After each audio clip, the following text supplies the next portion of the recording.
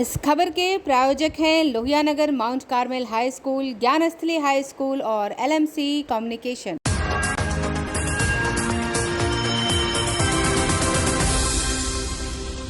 नमस्कार, मैं हूं दिव्या और आप देख रहे हैं आंखें न्यूज 24। आइए सबसे पहले नजर डालते हैं आज के मुख्य समाचारों पर। मुख्यमंत्री नीतीश कुमार ने बिजली विभाग की कई परियोजनाओं का किया लोकार्पण।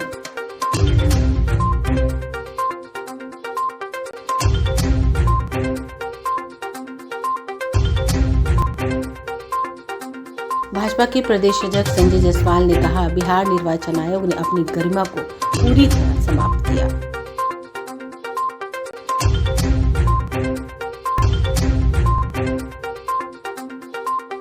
विजय सिन्हा ने कुर्नी विधानसभा उपचुनाव में प्रशासनिक तंत्र का दुरुपयोग किए जाने का लगाया आरोप।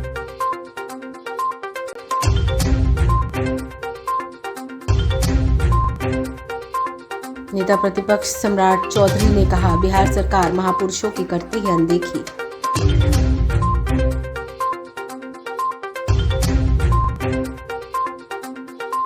और पूर्व उप मुख्यमंत्री जीतन कुमार मांझी ने कहा, कुर्नी विधानसभा उपचुनाव में महागठबंधन की होगी जीत। अब खबरें विस्तार से। बिहार के मुख्यमंत्री नीतीश कुमार ने पटना में बिजली विभाग के कई परियोजनाओं का लोकार्पण किया। बिजली प्रीपेड मीटर समेत कई प्रोजेक्ट में 15,000 से अधिक की लागत वाली परियोजनाओं के क्रियान्वयन को मंजूरी दी गई। लोकार्पण के बाद मुख्यमंत्री ने कहा कि बिहार सरकार लोगों को आसानी से बिजली उपलब्ध कराने के लिए काम कर रही है। कई नए प्रोजेक्ट के जरिए बिजली उत्पादन की क्षमता भी विकसित की जा रही है, सूचनाओं को पूरा कर लेगी। बिहार के मुख्यमंत्री नीतीश कुमार ने कहा कि लोगों को किसी समस्या का सामना न करना पड़े, इसकी पूरी जिम्मेदारी ली जाती है। ब्यूरो रिपोर्ट, आंखें न्यूज 24। और एक बात तो हमको कितना महंगा बिजली मिल रहा है। आप कुछ लोग अपना बोलते रहता है कि मुफ्त में दीजिए, तब वो फतवा में कौन दे रहा है पता है आपको जरा ठीक से। हम लोगों को कितना लग रहा है, जितना उसको पैसा लगता बचत होती है उससे खर्च होता है, उससे ज्यादा खर्च हम लोग कर रहे हैं। लेकिन हम लोग तो बराबर मांग कर रहे हैं भाई कि 1 नेशन 1 टैरिफ होना चाहिए। सारे राज्यों को किसी को भी देते हैं इसका रेट एक ही होना चाहिए। अब हम लोग भी तो अपने बिहार में सब कुछ उनको दे दिए हैं। अब कितना ज्यादा बिजली का उत्पादन होगा, सब कुछ होगा। हम लोगों के यहाँ जो बिजली देता है, आप देखे ना कितना महंगा मिलता है। तो अगर पूरे देश में हम तो यही चाहेंगे, केंद्र सरकार को जरा सा भी पूरे देश की चिंता, अगर वो समझ रहा है कि पूरा देश एक है और विकास पूरे देश का होना है और देश के हर नागरिक के कल्याण का काम करना है, हर इलाके के कल्याण का काम करना है, तो अलग अलग फर्क क्यों रखते हैं? सारा काम तो केंद्र का है, वहीं से बिजली सबको आप दे रहे हैं, आप ही आपूर्ति करवा रहे हैं। तो कम से कम हर जगह के लिए, हर पूरे देश के लिए एक ही तरह का रेट होना चाहिए, हर तरह से यही बिजली का होना चाहिए। 1 नेशन 1 टैरिफ जो हम लोगों ने कहा है, पार्लियामेंट में भी लोग बोल रहे हैं। जब भी मीटिंग होती है तो हमारे विजेंद्र बाबू जाकर के वहां पर अपना इस बात को कहते हैं, सारे हमारे अधिकारी लोग बोलते हैं कि ये बात होना चाहिए 1 नेशन 1 टैरिफ।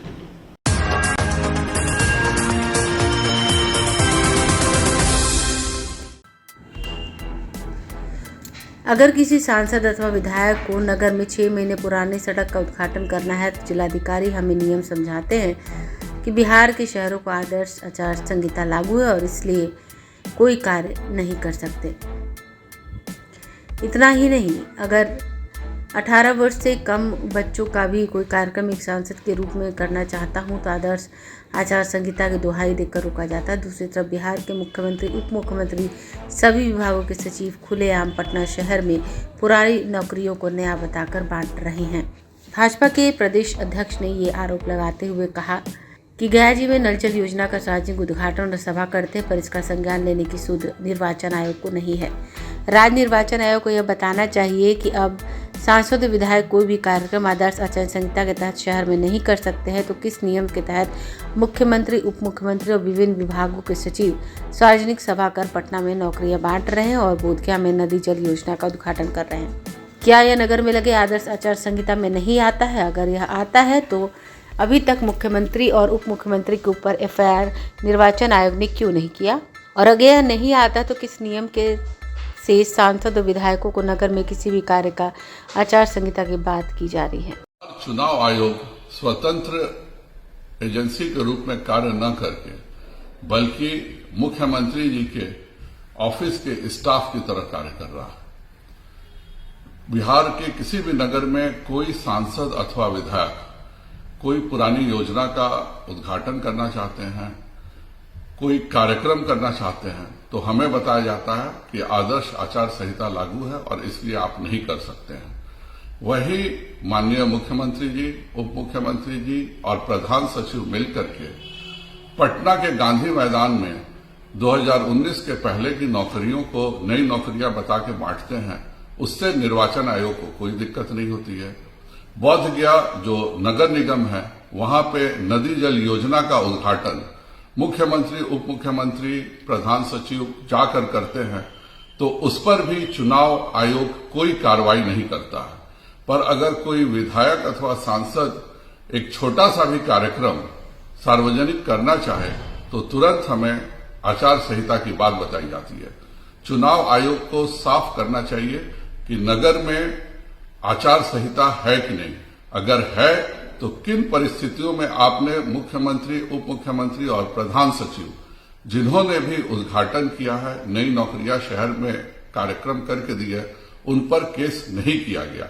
और अगर आचार संहिता नहीं है तो किस नाते बिहार के सभी शहर के जिलाधिकारी नगर में कोई भी सार्वजनिक कार्यक्रम अथवा उद्घाटन कार्यक्रम किसी भी सांसद और विधायक का नहीं होने दे रहे हैं? यह साफ बताता है कि चुनाव आयोग स्वतंत्र रूप से काम न करके बिहार का चुनाव आयोग बिहार सरकार का मातहत कर्मचारी हो गया।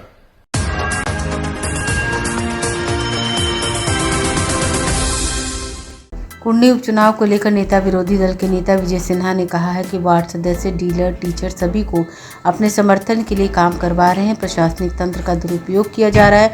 हमारी सरकार भी बनेगी, हम सब भी सत्ता में लौटेंगे। अगर अधिकारी गड़बड़ी करेंगे उनको चिन्हित कर कार्रवाई करेंगे। चुनाव को लेके ये लोग भयभीत हैं। भारतीय जनता पार्टी भारी बहुमत से चुनाव जीतने जा रही है, लेकिन ये जो प्रशासनिक अराजकता फैलाना चाह रहे हैं, कुर्नी चुनाव में ये पंचायत के आज वार्ड के कई सदस्य आए हैं, पंचायत के मुखिया, पंचायत समिति सदस्य और वार्ड के सदस्य को बुला बुला के धमकी दी जा रही है। जो मोकामा में खेल खेला था वहां के डीलर को धमकाया जा रहा है। ये प्रशासनिक अराजकता के माध्यम से चुनाव जीतना चाहते हैं, प्रशासनिक भय दिखाकर चुनाव जीतना चाहते हैं। आज देखे हैं ना कि मोकामा में सम्यागढ़ में जाकर के पुलिस पदाधिकारी ने किस तरह से माता बहनों को परेशान किया और वहां के बाहर से नौकरी करने वाला एक इंजीनियर को मार पीट करके एक दहशत पैदा किया। हाई कोर्ट ने संज्ञान ली है और उस पदाधिकारी को कार्रवाई के लिए भी कहा है। अब तो उजागर हो चुका है, जनता साथ नहीं है। कुर्नी में वो भारी मत से हारने जा रहे हैं और कितना भी प्रशासनिक तंत्र का आप दुरुपयोग करिएगा तो मैं बता देना चाहता हूं आपके माध्यम से कि कल मैं शासन में आऊंगा, हमारा पार्टी शासन में बैठेगी। ऐसे भ्रष्ट पदाधिकारियों को चिन्हित करके मैं माफीनामा नहीं दूंगा, कहीं से माफीनामा नहीं मिलेगा ऐसे भ्रष्ट पदाधिकारियों को, और सख्त कार्रवाई होगी।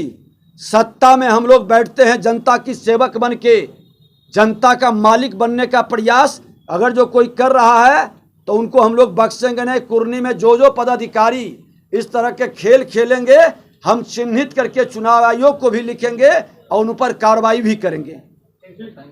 समाचारों में वक्त हो चला एक छोटे से अंतराल का। I am Shalini Singh, principal of Lohianagar Mount Carmel School.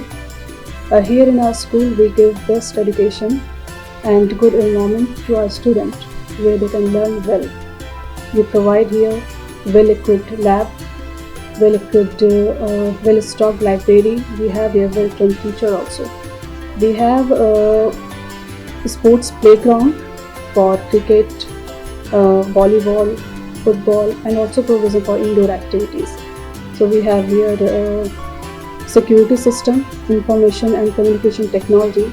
So we have all facilities here in our school where students feel comfortable and secure.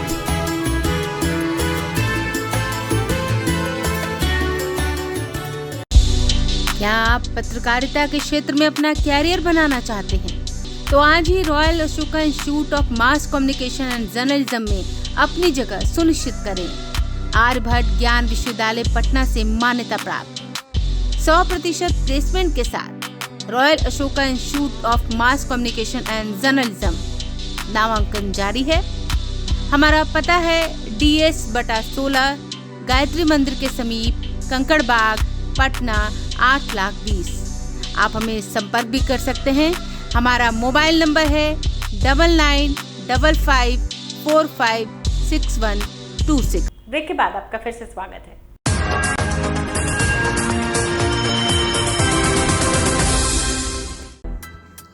नेता प्रतिपक्ष सम्राट चौधरी ने कहा है कि सम्राट अशोक के शिलालेखों पर अतिक्रमण हटाने का एक ऐतिहासिक दिन है। अतिक्रमण से मुक्त होने पर शिलालेख की पूजा होगी। 10 दिनों में वो पूजा करेंगे। सासाराम में 25 साल से सम्राट अशोक के शिलालेख पर अवैध कब्जा हुआ था। लालू प्रसाद यादव नीतीश कुमार की सरकार के समय से यह शिलालेख पर कब्जा किया हुआ था। प्रधानमंत्री नरेंद्र मोदी के कार्यालय से अतिक्रमण को खाली कराने के लिए मॉनिटरिंग की गई।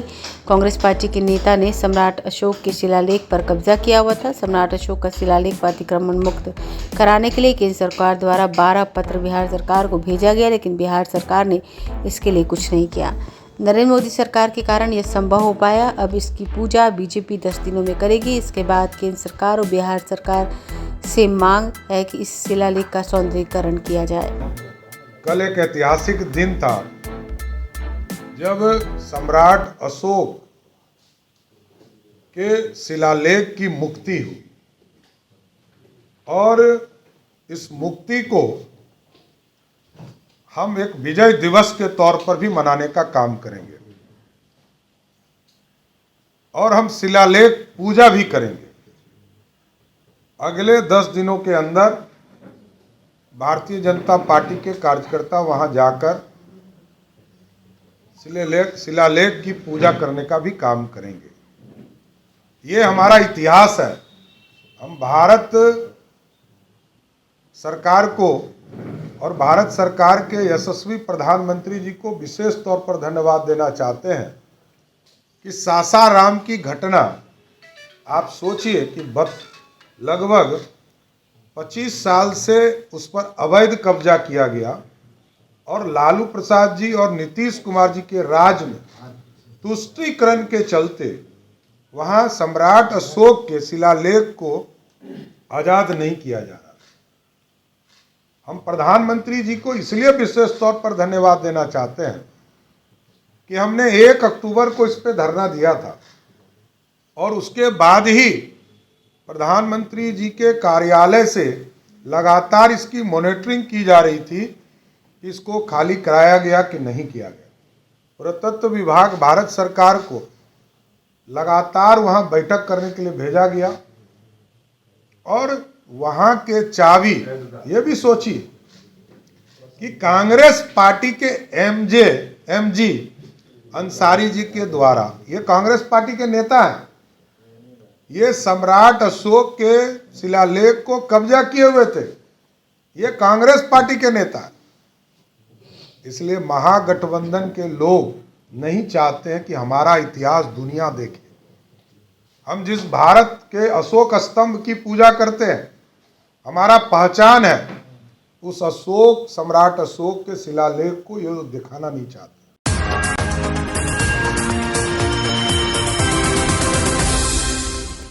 कुर्नी विधानसभा उपचुनाव पर पूर्व उप मुख्यमंत्री जीतन राम मांझी ने कहा है कि जनता का समर्थन महागठबंधन उम्मीदवार मनोज कुशवाहा को मिल रहा है। जीत मनोज कुशवाहा की होगी।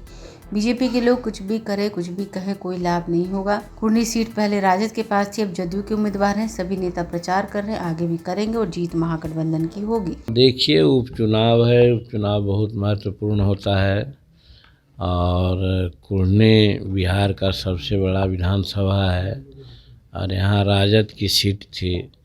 राजद से ने उदारतावश जदयू को सीट दे दिया, तो जदयू के लिए प्रतिष्ठा का सवाल है कि कैसे चुनाव जीते। इसके लिए सभी लोगों को लगा रहा है, जो गठबंधन के लोग हैं सबको, उसमें तेजस्वी यादव भी जा रहे हैं और लोग भी जा रहे हैं, हमें भी कहा गया है, हम जा रहे हैं। और हमारा संतोष कुमार जो माननीय मंत्री हैं वो भी हो चुके हैं, वहाँ जा चले गए हैं। स्थिति बहुत अच्छी है, समीकरण पक्ष में है, चुनाव हम लोग हर हालत में जीतेंगे ही, इसमें कहीं कोई दो मत नहीं है। एक औपचारिकता है कि अपना नीति और कार्यक्रम को हम लोग प्रचारित करेंगे, प्रसारित करेंगे जा करके। पर बीजेपी वाले दावा कर रहे हैं सर कि कोई भी चुनाव प्रचार कर ले पर जीत भारतीय जनता पार्टी की होगी। वो देखिए, वो लोग बड़े लोग हैं, बड़े का बड़े बोल होता है, लेकिन कहाँ कहाँ क्या होता है वो भी वो जानते हैं। और उन लोग बयानवीर लोग हैं, और ज़्यादा बोलना जानते हैं उन लोग। रही बात ये रिजल्ट का, तो रिजल्ट सामने आएगा तो सामने ही आएगा, तो बोलने से क्या फ़ायदा है भाई। आप भी काम कर रहे हैं, हम भी काम कर रहे हैं, ठीक है। आप बोल रहे हैं कि जीतेंगे, हम भी कर रहे हैं जीतेंगे। अब जनता देखिए क्या निर्णय देती है। आइए एक बार फिर नजर डालते हैं आज के मुख्य समाचारों पर। मुख्यमंत्री नीतीश कुमार ने बिजली विभाग की कई परियोजनाओं का किया लोकार्पण।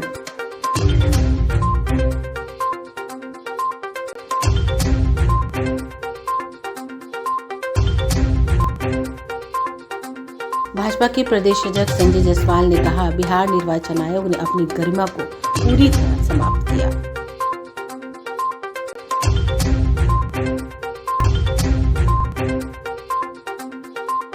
विजय सिन्हा ने कुर्नी विधानसभा उपचुनाव में प्रशासनिक तंत्र का दुरुपयोग किए जाने का लगाया आरोप।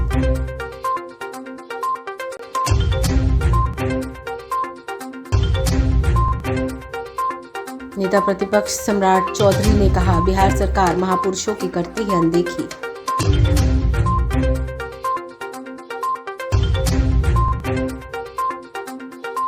और पूर्व उप मुख्यमंत्री जीतन कुमार मांझी ने कहा, कुर्नी विधानसभा उपचुनाव में महागठबंधन की होगी जीत।